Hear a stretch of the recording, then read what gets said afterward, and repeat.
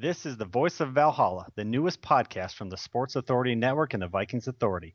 I'm Drew Tull, and joining me is my co-host, Travis Hey George. everyone. The format for this show is going to be simple, guys. We want to talk Vikings football, give you insights and opinions on your favorite team. From time to time, we're going to feature some of TSEN's other bloggers and special guests. In this first episode, it finds us just 1 week away from Vikings training camp. So tonight we're going to start with part one of a two-part series in dissecting the Vikings roster and giving our predictions for the final 53-man roster spots, as well as highlighting the 8 players that we think are going to make the practice squad. So again, in this episode, we're going to focus primarily on the defense and special teams units. And then in next week's show, we're going to center it around the offense, as well as some updates from the first few days of training camp and any other breaking news surrounding the Minnesota Vikings. So I want to get started. We'll have Travis kick this thing off with a look at our first unit. First unit we want to take a look at is the defensive line. Travis, what are you thinking? I'm thinking the defensive line, everybody knows the big names, Jared Allen, Kevin Williams. Those names, without a doubt, are going to be making the team. Everybody knows it. There may be a few surprises in here that I have personally, just for a look into maybe next year if the Vikings should decide to go to the 3-4. A couple of guys that can get some experience this season and possibly, at least form a rotation this year. I've got Jared Allen, Christian Ballard, Fred Evans, Everson Griffin, LaTroy Guion, Trevor Guyton, Tydreek Powell, Brian Robinson, and Kevin Williams all making the defensive line for the Vikings this year. Wow, we're already starting off with some differences of opinions.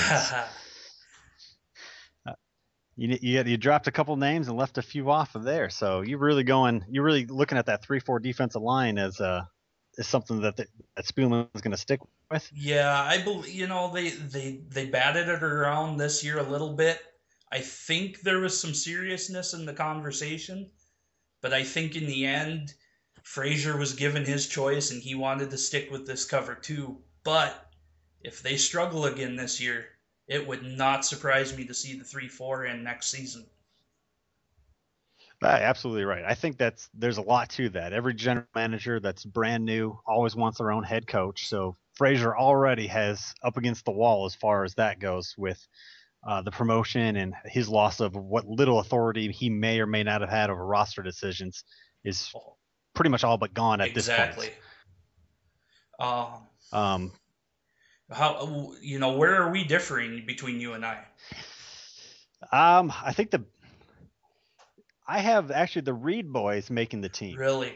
Did you have both Nick and DeAndre making? No, I have them both cut. I have DeAndre making. Oh, I have them both making the practice squad this year. That's something I'll have to double check on too. Is some of those? I know they've been around for a little bit, but I think they're both, like you said, I think they're both eligible for practice squad. But actually, the only one I'll give my breakdown for the defensive tackles. I'm looking at, of course, Kevin Williams, the longest tenured Viking, locked in there, and next to him is LaTroy Guion. I think he ends up winning the job at defensive tackle, and backing them up, Fred Evans, Christian Ballard, and then the rookie getting some snaps here or there, Trevor Guyton. And those are the only 5 defensive tackles I kept in mind. I have Chase Baker making it as a practice squad player. I know he was given, if this means anything, of the small amount that for undrafted rookies can actually make, he was given the $10,000 bonus, and he was the biggest bonused undrafted player that the Vikings actually gave. If that means anything this year, I'm going to pretend that it does, and I went with Chase Baker impressing in training camp and making it. So those are the 5 defensive tackles, plus Baker is one of my practice squad guys I pegged at this point. Defensive end, I mean, of course, Jared Allen and Brian Robinson, the holdovers from last year. They'll eke it out, I think, make the team again this year.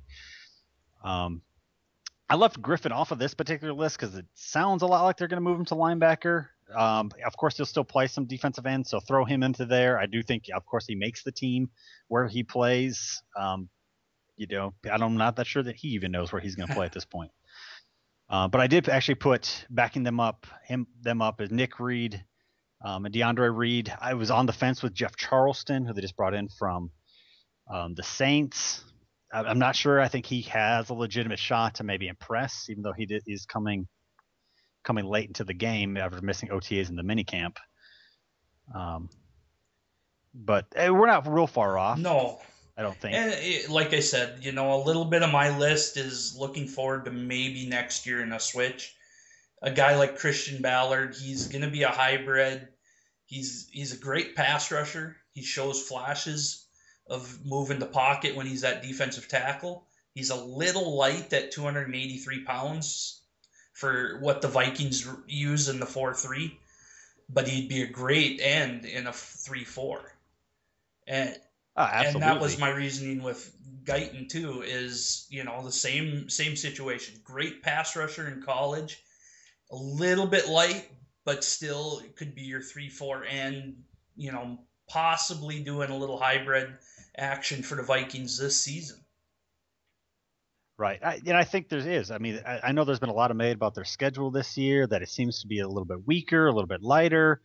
It looks really good. You got to be, foaming at the mouth a little bit to get Jacksonville and Indy on your schedule for 1 and 2. But it actually, I was looking at it. If you did a breakdown of based on their 2011 records for strength of schedule, the Vikings are actually tied for 8th toughest strength of schedule with Arizona Cardinals. So a lot of that's our division. So, I mean, the Lions, the Packers, even the Bears. I mean, they're getting older on defense, but that offense is still dangerous.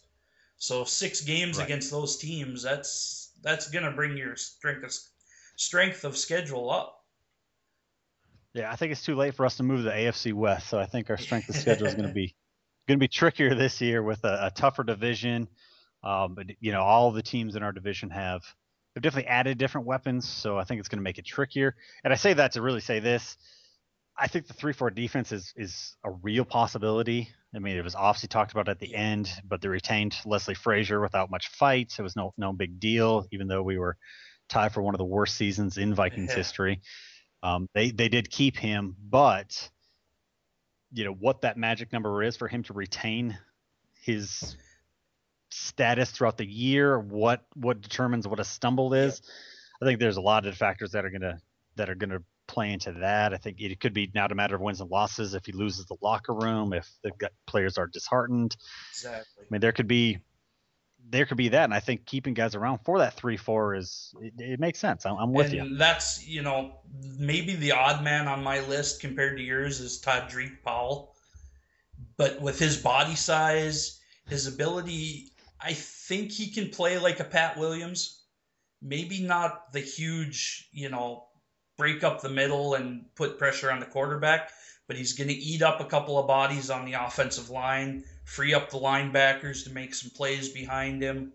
If he can develop, he could be that guy in the 3-4 at nose tackle. That's true. It's true. He could be.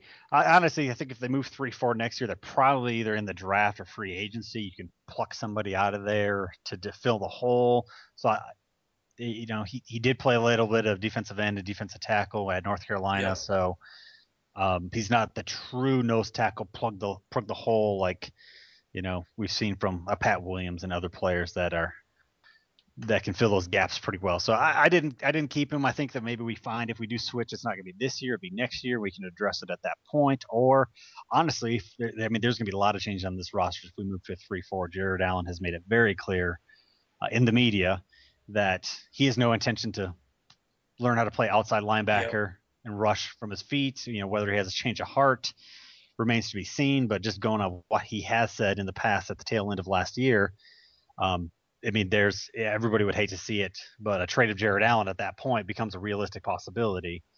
And, do we get in return a nose tackle or more draft picks or both? He should command a high amount if he goes on the market.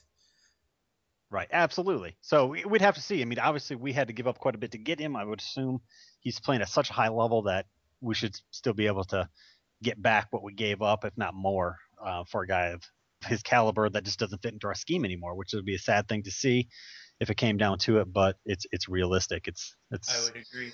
It's the It game. is. It is. The NFL, not for long league.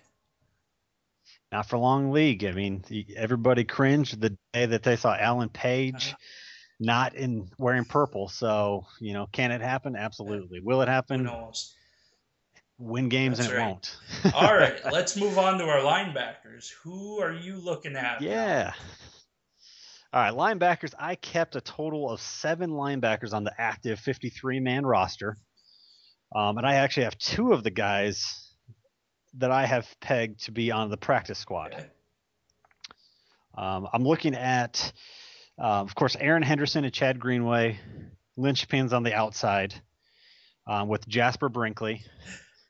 Fingers and toes are crossed at this point that Mr. Brinkley is going to bring it, and that he will be able to hold down the fort in the middle for EJ Henderson's, picking up where EJ left off. As that guy. I have Everson Griffin on the outside. I have him filling in there, along with Audie Cole, Solomon Alamimian, and then Tyrone McKenzie is my last guy in, to kind of give that extra person that can play a little bit in the middle. Okay.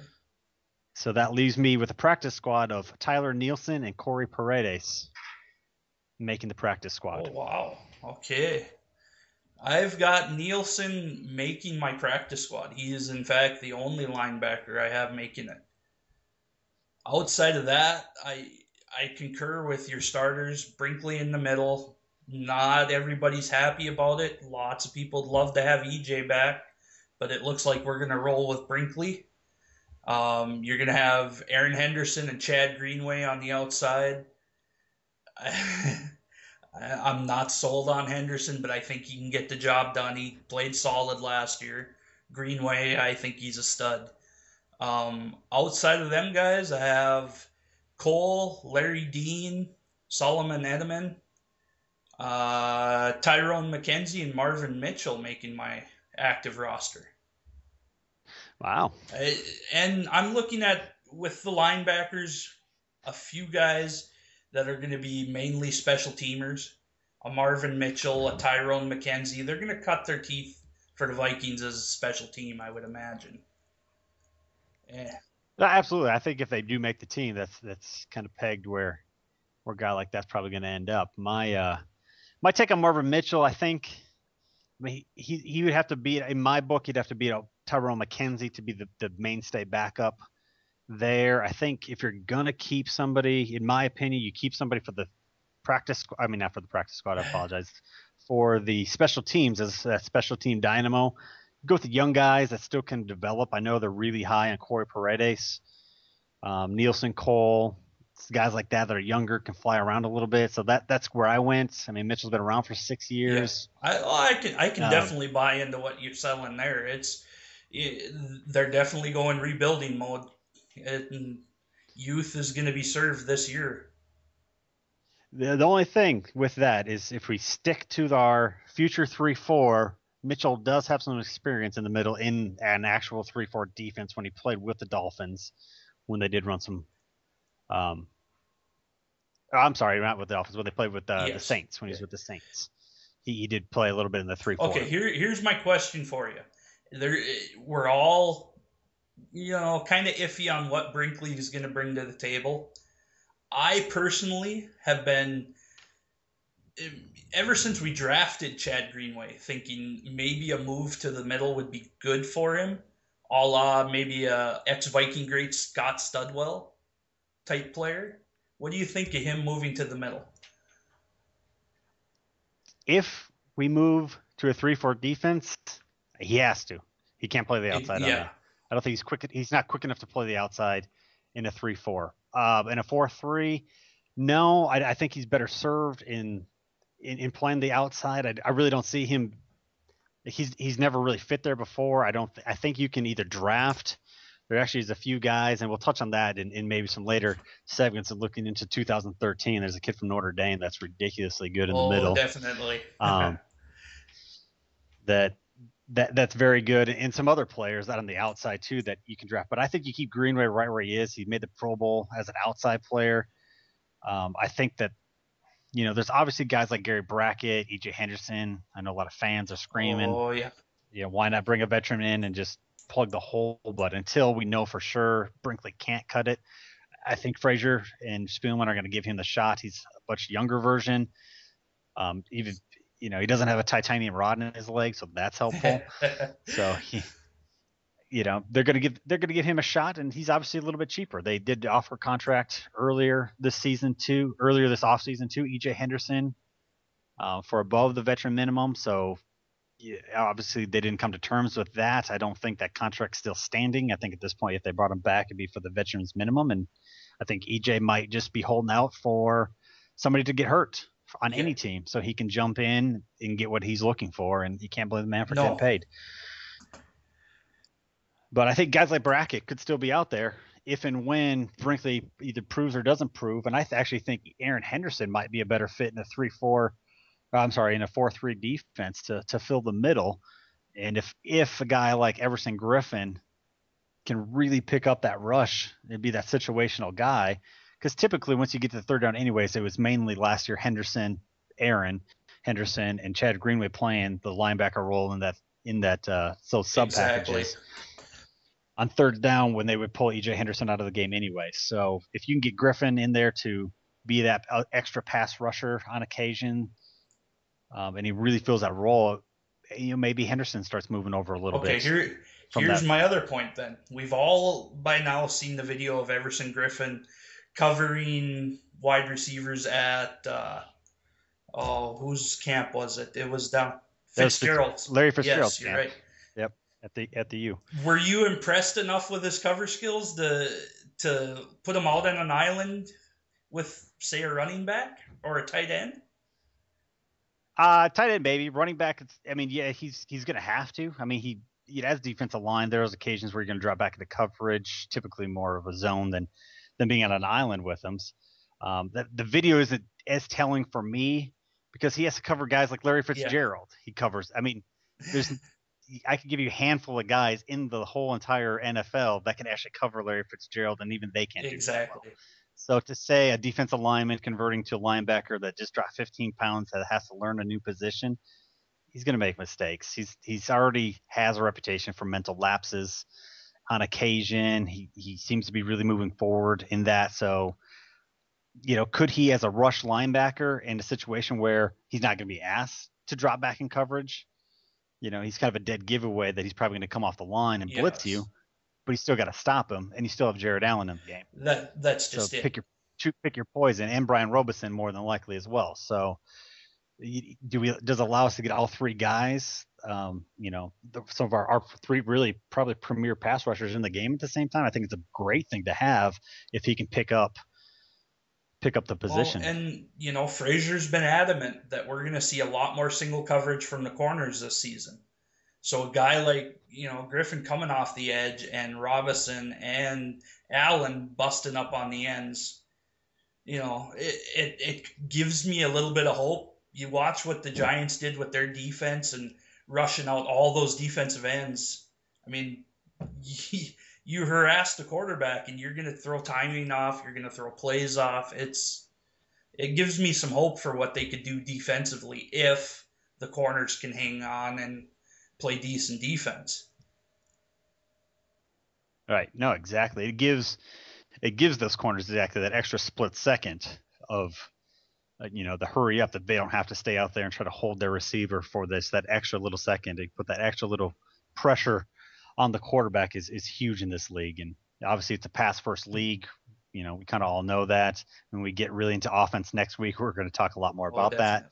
But since it's a pass first league, you got to be able to hold your man on the outside, and you better be able to bust it up on the inside and get at the quarterback. And it makes complete sense to me to get Griffin, Robeson, and Allen all on the field at the same time whenever possible, and choose your poison, which one you're going to stop, because you can't always send double teams at Jared Allen if that's the case. And seems like a man on a mission wants 25 sacks this year. So I'd love to see it.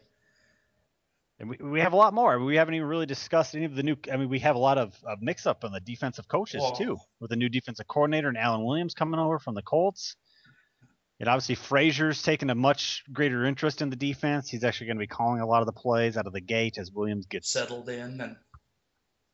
Right. And I mean, then we have the new defensive line coach, a new linebackers coach. So, well, an old linebackers coach has come back. Yeah. So At least we shouldn't have to worry about stories of Mike Singletary. At least they have two guys coaching the backers this year. So. absolutely. It should be a great thing, and if he's so helpful to Leslie Frazier, speaking of Singletary and doing whatever it is that he needs to do as the assistant too, then more power to him. If you want Singletary there, then Exactly. I'm not writing that No. check. So what if he needs to be the special assistant? That works for me. All right. Well, should we jump to? Why don't you tackle the defensive backs? Well, this is the part of the Vikings defense that has been the Achilles heel for years, and I'm starting to feel they might have some pieces in place now to at least not get burned as bad. I've got Robert Blanton making the team, Chris Carr, Chris Cook, Eric Frampton, Mistral Raymond, Josh Robinson, Jamarca Sanford, Harrison Smith, and Antoine Winfield. The thing that I've got going on, I think we're going 2 rookie safeties. I like Raymond, but I don't think he's going to end up as a starter. I think it's going to be Blanton and it's going to be Smith. And it's been like I said, a big Achilles heel for the Vikings, the play of the safety the last few years. You got Winfield. I know there's a lot of clamoring for him to move back to safety. I don't know that the Vikings are going to do it. I think he'll end up being your nickel, and you're going to have Chris Cook. And I really believe in Josh Robinson, that he can, at least from what I've seen in game tape, the guy looks like he could fill in for. He looks like a clone of Winfield to me on game tape, except faster. Much definitely. and bigger, which isn't bad either. Yeah, Robinson's a blaze. I mean, the guy runs a 4.29 40 in the NFL scouting combine, is the fastest time of the whole thing. I mean, he's legit, and we get to pick him up in the 3rd round. That was a big coup for the Vikings. There was a lot of people that were looking 2nd round, maybe even higher for a corner. I know myself, I was looking Maurice Claiborne 1st overall, and I was a little disappointed when we took Khalil, but I see the point in Khalil. So I really like the pick of Robinson this year.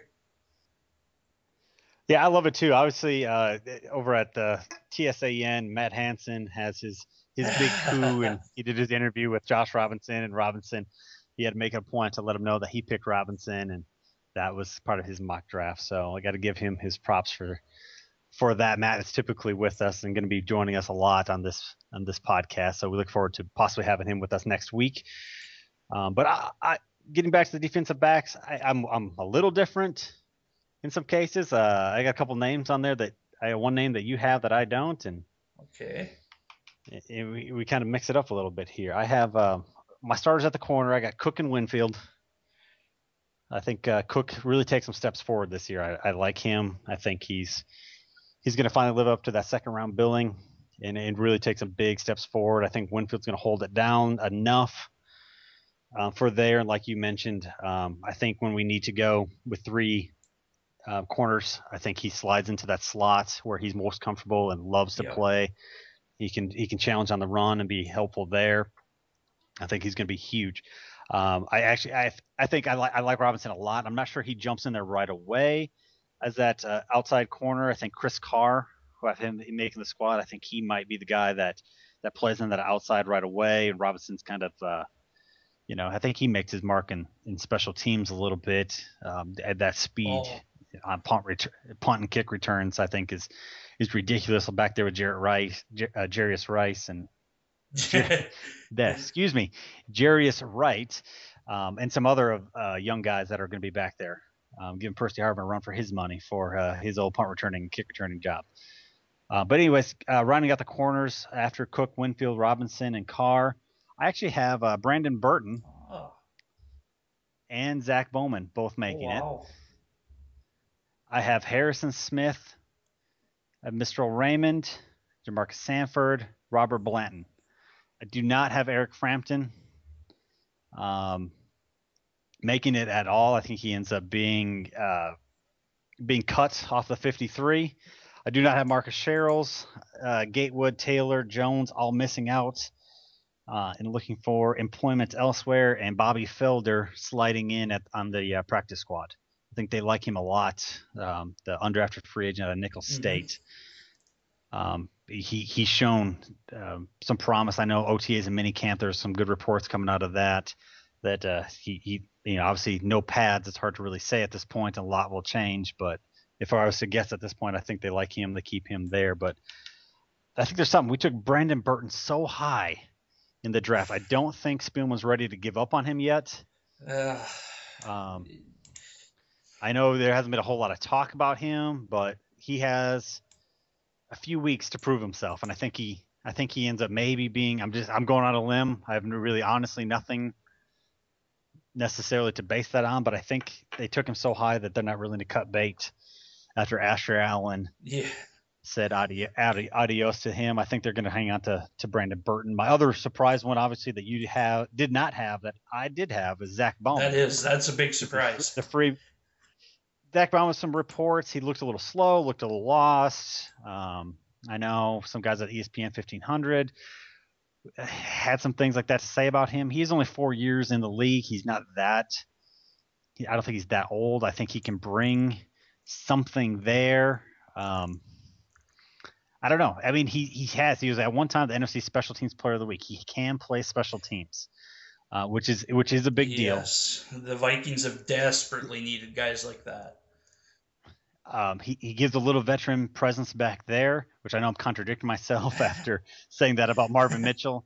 But I think Bowman's my exception for the rule there. And the other thing, too, is he has some versatility where he has with the Bears. He did play a little bit of safety. So he does have some experience playing back there. And I think if they needed him to, he could slide over there. Hope, knock on wood, the injury bug doesn't hit us like it did last year. If they needed him to play there, or he'll make his mark as that veteran presence in the special teams. And here's a little fact about Bowman that maybe Vikings fans should know. There might be a reason why we picked him up. His rookie season, he snagged his first NFL INT off Gus Frerotte. And then That's right. He scored his first NFL touchdown on a recovered fumble against the Vikings on special teams. So he's been a pest to the Vikings in the past. So we might as well hang on to him. I see your point now.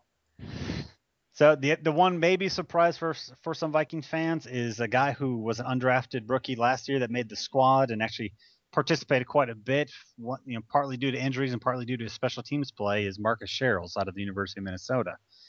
Neither one of us have him making the cut. I think he became expendable when we got, Robinson and Wright. I think they both kind of fill the need that he filled. Right. Correct. I think so too. And there's other guys. I mean, there's guys like, Nick Taylor's competing. Brian Walters is competing for those return jobs. So you have Todman, who has some experience returning punts. There's some speed on this team and some guys that were not only speed on this team, but draft picks that I think the Vikings, guys like Spielman, who are the decision makers, are going to take that with, and to heart, as he's now the head man. So how do you feel about starting the two safety rookies? Not real good, to be quite honest with you. I love Harrison Smith. I think he's great. He's by far, he walks in day one as our best safety, in my opinion. I agree. I think Sanford and Raymond, they filled in as best as they could last year. I think they can improve. I think they will improve to some degree. But I'm real leery of Robert Blanton. I like him a lot. It's not to say that I don't like him or that he can't be, but he's got a little bit of my concerns with Everson Griffin making the transition is similar concerns that I have with Robert Blanton making the transition and being a starter is he didn't play the Yeah. position.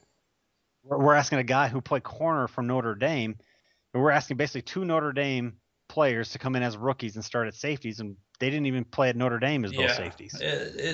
Blanton played the corner, so we're asking him to learn a completely different position and make a pretty big impact. The size is nice though, 6'1", 200 pounds. I mean, he's got the prototypical safety body for the NFL if, like you said, he can learn the position. Oh, right, exactly. I think if he picks it up. So, I mean, I'd see Raymond as the starter when camp breaks, as long as he's, living up to his billing. I think Smith and Raymond back there, I feel much more comfortable with that and not putting two rookies back there in day one. But, hey, if Blanton earns the job, he earns the job. So, there's not a whole lot of options out there in free agency at this point. I mean, obviously, one of the things you have to look at are when rosters go from 90 to 75 and from 75 to 53. There's going to be some guys that are cut, just like we're making a few predictions of some guys that, will be out there for other teams to snag. You never know, salary-wise and otherwise. I mean, I did pen a story today about Michael Jenkins. I think he is squarely on the roster bubble, which I'll get that a little bit more into next week. But a guy like that could challenge. I mean, a team like the Miami Dolphins could scoop him up and almost insert him into their starting roster from day one. There could be a safety that gets, either for salary reasons, somebody undrafted or a rookie shows them up and they get cut. Exactly. And we see it every year in the NFL. There's always, right around camp time, 2-3 big names that end up on the market. Nobody expected. So, right. That could have an effect. I don't know. For as gun shy as the Vikings were with free agency, I don't know that they'd necessarily go out and get another big name if they hit the market, but it is something I would imagine they'll look at. Yeah, absolutely. I think it's more so some of those guys. I know there's some rumors coming out of a few different teams where Marvin Jones, who's drafted, isn't doing so well, that I really liked coming out of North Carolina, that he's on the roster bubble, but he's a great young talent. If you want to scoop him up and stick him on your practice squad, a guy like that really changes up 2-3 maybe picks that we're predicting here. That it changes a lot. So I think we plan, and we talked about this. We're gonna plan on maybe attacking this more, doing some reviews as we go through on a weekly basis, where the roster's at, where any big changes that we see, and see what happens there. So it's a fluid situation this time of year. Even for some of the big names, I mean, you could see anybody go. And I know Vikings fans don't want to hear it, but if, say, Kevin Williams comes into camp and he's way over shape, not saying he isn't in shape, but I mean, just for a hypothetical, if he comes in and lays an egg with the movement the Vikings are doing, it would not surprise me with his contract that they could definitely get rid of him.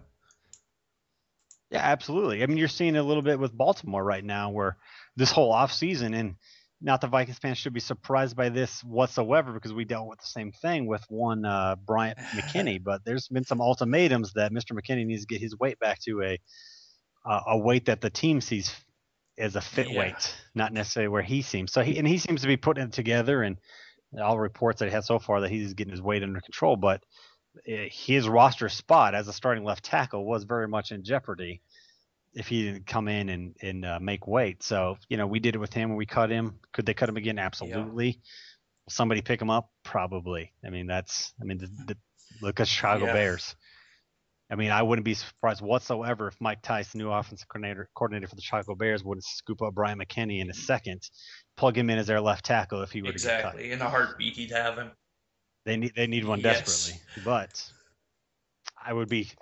wouldn't bother me. I'd love to see Jared Allen matched up with Brian McKinney twice a year. I'm pretty sure Jay Cutler would be on the opposite end of that rainbow. It makes it even that much better that he's back there. And all right, now we've covered most of all the defense. Let's look at what we have for the special teams, which is going to be pretty easy rundown, I would imagine. Yeah, I don't have any big shockers. I mean, we only have a few guys on the roster Yeah. I mean, pretty much the three guys on the roster should earn the three positions. Veteran Ryan Longwell being released earlier this year. Blair Walsh, the rookie, 5th-round pick, should slide in and take over the kicking duties there. He's got quite the leg. I know you're pretty high on him. You I like Blair do. Walsh? I know there was a lot of people upset with his draft position. I guess my only argument against where we got him in the 6th round was, do you take a chance with a guy with a big leg falling to the 7th? Their teams are willing to take more risks and more gambles in that 7th round. And a guy like him with a big leg in the NFL, your offense stalls out. You got to have a kicker who can kick it 50, 55 yards. And Walsh is capable of it. Right. So I'm very high on him. Right. I think I said 5th round. I didn't mean to say 6th round. I got to see him quite a bit living down here in Georgia, being a UGA kicker. I was forced to watch a few UGA games, so I did get to see him play a few times. And he didn't have the best senior season. He fell off a little bit his senior year, but junior year he was almost lights out. In 2010, I think he went like something like 20 for 23 in field goal attempts, and I mean he was ridiculously good. I like him a lot. Chris Cluey, the veteran at punter, I think he holds out for one more year. There's a guy I love next year in the draft, and I hate to say it because I really am a big Chris Cluey fan, but Brad Wing is available. I'm a big Brad Wing fan. So I'll get into that more. I'm kind of a draft. I love me some drafts. And you heard it here first, because we will remember this, and if he gets drafted, we'll be sure to reference this moment. That's right, Brad Wing. And then, of course, long snapper Cullen Loeffler. He's been a mainstay back there. I think that's great. You get Loeffler and Cluey. It's Cluey being the main holder for Walsh, and some familiarity there for him as the rookie. I don't see them making any big roster changes or cuts or making any big switches there at this point. I completely agree. It's the same three I have. I would imagine it's the same three anybody's going to have at this point. It's, like you said, Cluey's the mainstay, Loeffler the mainstay, Blair Walsh the rookie brought in, to give the Vikings a little extra in the field goal department. It's a solid unit for the Vikings, I think. Yeah, absolutely. It is. I think it gets a lot better when you can pin people back or keep. You get guys like Randall Cobb and Devin Hester just in our division alone that are threats to, take it to the house every time that they touch the ball. So getting a guy like that where we don't have to worry about it on special teams. Some of my young guys that I have making it as special teams get a little bit of a break when you guys like Blair Walsh booting it into the uprights every time. So I think that's huge, and it's something we've been missing a lot lately. Well, I think that concludes our breakdown. There's one thing I'd like to add. I would assume most of the people who follow our website and the Facebook pages at this point have heard, but our own Mr. Drew Tall has been named a writer for the Bleacher Report, and I think it's a great honor, and I want to congratulate him on making it. Oh, man, I appreciate that very much. I was excited. Got my first article out of the way today. Obviously, I referenced Michael Jenkins, so go to bleacherreport.com, check out the Vikings. I'm just a guy trying to make it there so far. They haven't bumped me up the list too far, but hopefully I can pump out a couple more Vikings articles and give some of you all some more stuff to read about. So I appreciate that, Travis. And it won't be long. You'll be a featured writer for him in no time. Yeah, the ESPN call, I haven't answered yet, so we'll. Let's keep the head from swelling too much now. That's too funny, but yeah. So I mean, I really think we're going someplace. So make sure you check us out at Vikings Authority and in the Sports Authority Network. We have a lot of different bloggers that are on there that do a great job, and of course, I want to mention Purple People Podcast with the original podcast done by Adam Carlson and Kyle West. They do a great job over there. I know they're touching on all of the latest breaking news and have some fun facts and different things that they do there. So So where do we believe off with the defense here? How many guys you got left Uh, to pick for the offense? my offense next week will have 25 players on it. Of Very nice, course, very nice. Yeah, we're throwing one extra guy in for Simpson, who's going to be sitting out the first 3 games of the season. So our rosters are actually going to say add up to 54. Next week when we're talking offense, I will give you the guy who I think, if he doesn't perform well, will be the guy that's cut when Simpson comes back. I would assume Drew's got an idea as to who you're going to have Simpson replacing when he comes back. absolutely, absolutely. And from our brief conversation, we are, of course, differing on opinion on who that guy Yes, might we be are. at this point in the game. But absolutely, I feel the same way. We're also assuming at this point that Adrian Peterson. There's just some reports of him and some speculation that he might open training camp on the PUP list, but then will be activated by time for the first training camp or first preseason game. Remains to be seen how quickly he's coming back. But we're taking the assumption as we do our predictions that AP will be active on the roster, and we're assuming he takes one of the 53. So just so everybody's realizes that. But I actually have some surprises when it comes to running back too. So look for that next week. And as we cover, training camp opens July 26th, which is Thursday of next week.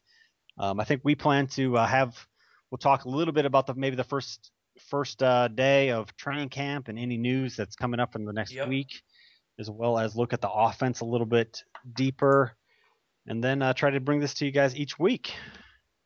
Sounds. Now, Travis, you got anything else? I just want to thank everybody who's listened. If you have any questions, comments, we gladly welcome it. You can comment on our Facebook page. You can comment on our websites. We just like to interact with the fans, and we like to know what you guys are thinking. So anything constructive criticism, we're willing to take it. Yeah, absolutely. It's been fun so far. We've had a great run, especially the last few months with the websites and all the different blogging stuff that we do and all the different fans that follow us on Facebook. It's a pretty large community that we really enjoy just talking Vikings football with everybody and Minnesota sports in general. Very passionate. All of them are. That's the best part of this whole thing. Absolutely. So now that we're infiltrating Bleacher Report and other mediums, we'll find us on there too, and I hope to bring you even more news and more podcasts here with the voice of Valhalla. I'm Drew. That was Travis. We're out of here, everybody.